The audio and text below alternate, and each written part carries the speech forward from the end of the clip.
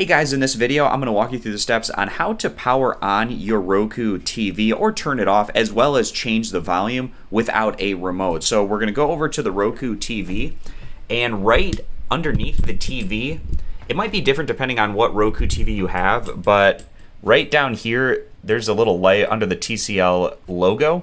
And if you slide your hand back here, there's actually 3 buttons. The one in the middle, if I click on that one, it goes ahead and it turns on the Roku TV. Now there's also a couple of buttons to the left and right of that, and when you click those, let's see if I can get this on camera, the one to the right is volume up, the one to the left is volume down. And if you want to turn off the TV, it's the button in the middle, and you just hold that down for maybe about 5 or so seconds.